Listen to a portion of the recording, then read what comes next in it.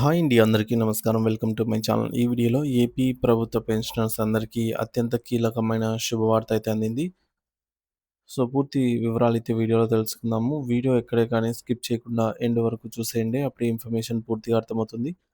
అలాగే వీడియో చూస్తున్న ప్రతి ఒక్కరు లైక్ చేయండి ఫ్రెండ్స్. ఈ వీడియోని తోటి ఉద్యోగ పెన్షనర్ మిత్రులతో అయితే షేర్ చేయండి. కొత్తగా మన ఛానల్ చూస్తున్న వారు ఇంకా ఎవరైనా సబ్స్క్రైబ్ చేసుకోకపోతే వెంటనే మన ఛానల్‌ని సబ్స్క్రైబ్ చేసుకోండి. సబ్స్క్రైబ్ చేసుకోవడం వల్ల నేను చేసే ప్రతి ఒక్క వీడియో మీ వరకు రీచ్ అవుతుంది. ఇక ఆలస్యం చేయకుండా వివరాల్లోకైతే వెళ్ళిపోదాము. ఫ్రెండ్స్, ఇక విషయానికొచ్చినట్లయితే తెలంగాణ రాష్ట్రంలో పదవీ విరమణ చేసిన వేలాది మంది ప్రభుత్వ ఉద్యోగుల పక్షాన నిలబడుతూ గౌరవ హైకోర్టు అత్యంత కీలకమైన మరియు చారిత్రాత్మకమైన తీర్పునైతే వెలువరించింది. పదవీ విరమణ చేసిన తర్వాత ఉద్యోగులకు అందాల్సిన ఆర్థిక ప్రయోజనాలనేవి ప్రభుత్వం ఇచ్చే దాన ధర్మాలు కావు అని, అవి వారు తమ సుదీర్ఘ సర్వీసు కాలంలో రాత్రింబవళ్ళు కష్టపడి దాచుకున్న కష్టార్జితమని ధర్మాసనం అత్యంత స్పష్టంగా పేర్కొంది. ఈ సొమ్ముపై ఉద్యోగులకు పూర్తి చట్టబద్ధమైన మరియు రాజ్యాంగబద్ధమైన హక్కు ఉంటుందని, దీనిని నిలిపివేయడం అనేది ప్రభుత్వానికి ఎటువంటి అధికారం లేనటువంటిదని కోర్టు తేల్చి చెప్పింది. దురదృష్టవశాత్తు తమ కష్టార్జితం తమ చేతికి అందకుండానే ఆర్థిక ఇబ్బందులతో లేదా వైద్య ఖర్చులకు డబ్బులు లేక తెలంగాణలో సుమారు 80 మందికి పైగా విశ్రాంత ఉద్యోగులు ప్రాణాలు వదిలారని తెలిసి హైకోర్టు తీవ్ర ఆవేదనను మరియు ఆగ్రహాన్ని వ్యక్తం చేసింది.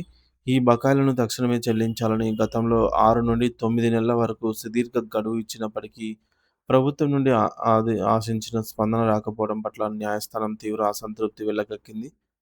వివిధ ప్రభుత్వ శాఖల్లో పనిచేసి రిటైర్ అయిన ఉద్యోగులకు రావాల్సిన పెన్షన్, జీపీఎఫ్, కమ్యూటేషన్, గ్రాట్యుటీ, ఆర్జిత సెలవుల నగదు, సరెండర్ లీవ్ సెలవులు మరియు గ్రూప్ ఇన్సూరెన్స్, జీఐఎస్ వంటి అనేక రకాల ప్రయోజనాలను ఏప్రిల్ 9వ తేదీలోగా తప్పనిసరిగా చెల్లించి తీరాలి అని హైకోర్టు ఆదేశించింది. ఈ గడువును తుది హెచ్చరికగా పరిగణించాలని, ఒకవేళ ఈ ఆదేశాలను అమలు చేయకపోతే ప్రభుత్వం తీవ్రమైన చట్టపరమైన పరిణామాలను ఎదుర్కోవాల్సి ఉంటుందని ఆర్థిక శాఖ ముఖ్య కార్యదర్శి సందీప్ కుమార్ సుల్తానియాను హెచ్చరించింది. ప్రస్తుతం రాష్ట్ర వ్యాప్తంగా దాదాపు 2600 మంది విశ్రాంత ఉద్యోగులకు ఈ సొమ్ము అందాల్సి ఉందని, వారందరికీ ఏప్రిల్ 9లోగా చెల్లింపులు పూర్తి చేయకపోతే బాధ్యులైన అధికారులు ప్రతి విచారణకు వ్యక్తిగతంగా కోర్టుకు హాజరు కావాల్సి ఉంటుందని న్యాయమూర్తి స్పష్టం చేశారు. పదవీ విరమణ ప్రయోజనాలు చెల్లించాలని గత ఏడాది ఇచ్చినటువంటి ఉత్తర్వులను బేఖాతరు చేసినందుకు దాఖలైనటువంటి సుమారు 654 కోర్టు ధిక్కరణ పిటిషన్లపై జస్టిస్ నామవరపు రాజేశ్వరరావు గారు ఈ విచారణను చేపట్టారు. విచారణ ప్రారంభంలో అసెంబ్లీ సమావేశాలు జరుగుతున్నందున ఆర్థిక శాఖ ముఖ్య కార్యదర్శి కోర్టుకు హాజరు కాలేకపోతున్నారని, కావున ఆయనకు వ్యక్తిగత హాజరు నుండి మినహాయింపు ఇవ్వాలని ప్రభుత్వ న్యాయవాది కోరారు. అయితే ఈ అభ్యర్థనను న్యాయమూర్తి నిర్ద్వందంగా తిరస్కరించారు. కోర్టు ధిక్కరణ పిటిషన్లపై విచారణ ఈ రోజే జరుగుతుందని అధికారులకు ముందే తెలుసని, అసెంబ్లీ సాకుతో తప్పించుకోవడం సరికాదని ఆయన అభిప్రాయపడ్డారు. అవసరమైతే మీకోసం నేను రాత్రి వరకు వేచి ఉంటానని, కానీ అధికారి ఖచ్చితంగా హాజరు కావాల్సిందే అంటూ విచారణను సాయంత్రానికి వాయిదా వేశారు. కోర్టు ముగింపు సమయంలో సందీప్ కుమార్ సుల్తానియా గారు ఆన్‌లైన్ ద్వారా హాజరైనప్పుడు బకాయిల చెల్లింపుల్లో జరుగుతున్న విపరీతమైన జాప్యంపై న్యాయమూర్తి నేరుగా ప్రశ్నించారు. ఉద్యోగులు తమ జీవితాంతం సేవ చేసి వృద్ధాప్యంలో తమ సొంత డబ్బు కోసం కోర్టుల చుట్టూ తిరగడం ఎంతవరకు న్యాయము అని నిలదీశారు. గతంలో ఇచ్చిన 6-9 నెలల గడువును ప్రభుత్వం ఏమాత్రం సద్వినియోగం చేసుకోలేదని, ఇది కోర్టు ఆదేశాలను ఉల్లంఘించడమేనని న్యాయమూర్తి పేర్కొన్నారు. ఇప్పటికే 80 మందికి పైగా ఉద్యోగులు తమ డబ్బులు చూడకుండానే మరణించారన్న నిజాన్ని ఆయన గుర్తు చేశారు.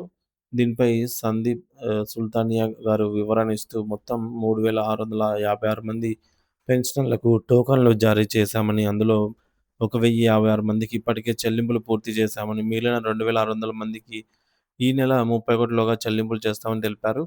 నిధుల కొరత వల్ల కొంత ఆలస్యం జరిగిందని ఆయన చెప్పగా, న్యాయమూర్తి వెంటనే జోక్యం చేసుకొని, నిధుల కొరత అనేది ఉద్యోగుల కష్టార్జితాన్ని ఆపడానికి సాకు కాకూడదు అని మందలించారు.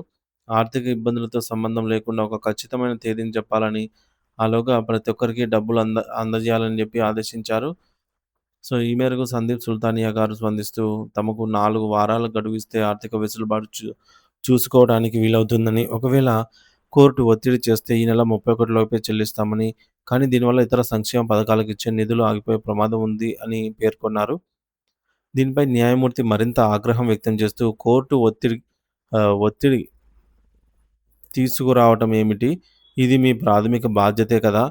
వేరే పథకాలకు నిధులున్నప్పుడు రాత్రింబవళ్లు కష్టపడి పనిచేసిన ఉద్యోగుల సొమ్ము చెల్లించడానికి నిధులెందుకుండవు అని ప్రశ్నించారు.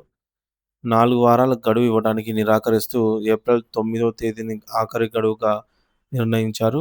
ఆలోగా చెల్లింపులు జరుపుతాము అనన్నటువంటి ప్రభుత్వ హామీని కోర్టు రికార్డు చేసుకుంది.